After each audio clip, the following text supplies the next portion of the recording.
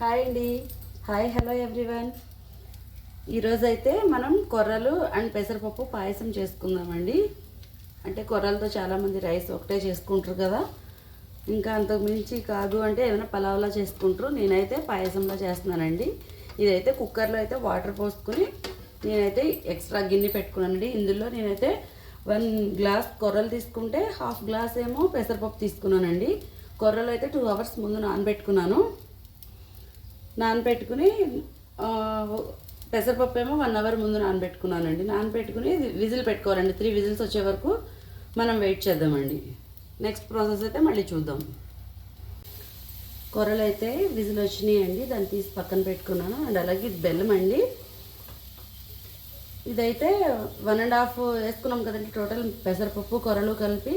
కొర్రలు అయితే 1 glass, 1/2 glass అయితే పెసరపప్పు, దానికి డబల్ రేషియోలో బెల్లం తీసుకున్నానండి. బెల్లం అండ్ కొంచెం షుగర్ అండి, ఒక గుప్పెడు షుగర్ వేసాను అంతే. ఇది బాగా బాయిల్ అవ్వి, అంటే పాకం రావాల్సిన అవసరం లేదండి. బెల్లం కరిగి బాగా ఉండలు లేకుండా ఉంటే చాలండి.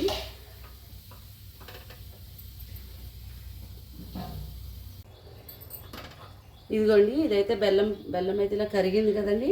ఇప్పుడైతే మనం కొర్రలు పెసరపప్పు పెట్టుకున్నాం కదండి, ఆ మిక్సింగ్ని అయితే ఒక గిన్నెలో వేసుకునండి.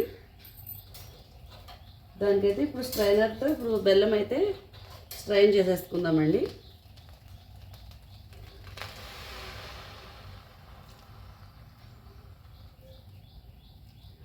ఏమైనా నలకలుంటే ఏమీ లేదండి, చాలా నీట్గా ఉన్నది బెల్లం అయితే. భయం ఉంటుంది కదా మనకి.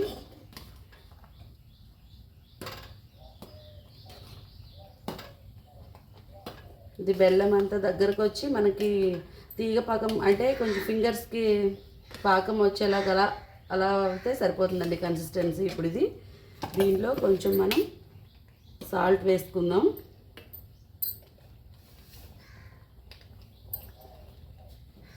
వీటికి కొంచెం సాల్ట్ ఉంటే కొంచెం ఎక్స్ట్రా యాడ్ అవుతుంది. జస్ట్ పించ్ ఆఫ్ సాల్ట్ అండి, వేసానా లేదా అన్నట్టుంది.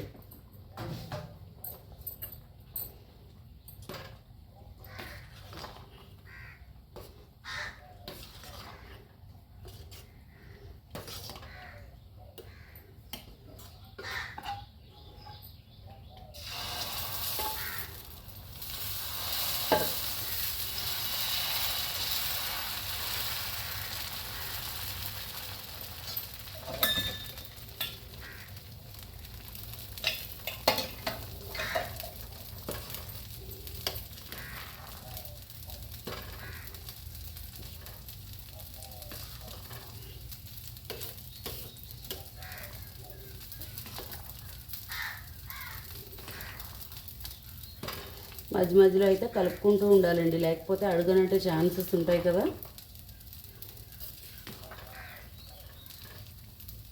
చూడండి ఎంత బాగుందో తిక్కుగా. కూరలు నార్మల్గా ఇస్తే పిల్లలు తినరు కదండి, ఎవరు తినరు, పెద్దవాళ్ళు. మా ఇంట్లో అయితే మా హస్బెండ్ కూడా తినరండి కూరలు అయితే. ఇలా ఈ విధంగా పాయసం చేసి పెడితే అందరూ ఇష్టపడతారండి. అండ్ హెల్దీ కదా, కొంచెం తిన్నా టమ్మీ ఫుల్ అయిపోతుంది. అందులో కొర్రలు వేడి అవుతాయి అనుకుంటారేమో అండి, పెసరపప్పు యాడ్ చేశాను కదండి, అది హీట్ అది ఏమి ఉండదండి.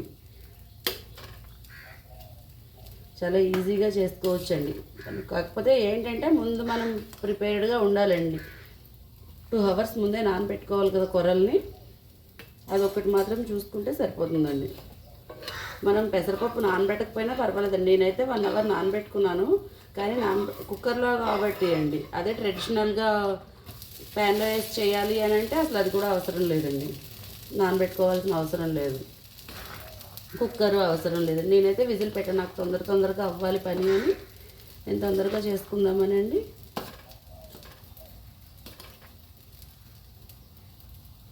చూడండి ఫ్రెండ్స్, ఇలాగా ఈ కన్సిస్టెన్సీలో వచ్చింది. ఇప్పుడైతే ఈ టైంలో మనం ఇది ఇలాచి అండ్ చెక్క లవంగ పౌడర్ అండి 3 మిక్స్ చేసుకుని మిక్సీ పెట్టుకున్నాను. చెక్క ఫ్లేవర్ చాలా బాగుంటుందండి, లవంగా కొంచెం ఘాటు ఫ్లేవర్ ఇస్తుంది.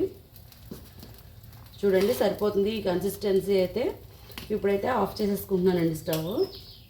మనం కావాలంటే కిస్మిస్, బ్లాక్ కిస్మిస్ వేసుకోవచ్చండి దీనిలో. అండ్ కొబ్బరి కూడా చిన్న చిన్న ముక్కలు కట్ చేసుకుని మనం పాకం వేసుకున్నాం కదండి, ఎండు కొబ్బరి ముక్కలు అప్పుడు వేసేసుకుంటే చాలా బాగుంటుందండి టేస్ట్ ఆ పాకంలో ఉడికి. నేనైతే వేయలేదండి, మా పెద్ద అబ్బాయికి కొబ్బరి అంటే అంత ఇష్టం ఉండదు కాబట్టి నేను దీనిలో వేయలేదండి. అంతే అండి, రెడీ అండి కొర్రలు అండ్ పెసరపప్పు పాయసం అండి, చాలా హెల్దీగా.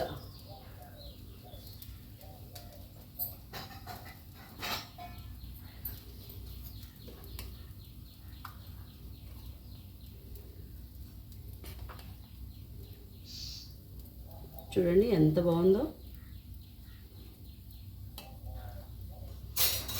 థ్యాంక్స్ ఫర్ వాచింగ్ అండి, బాయ్ అండి.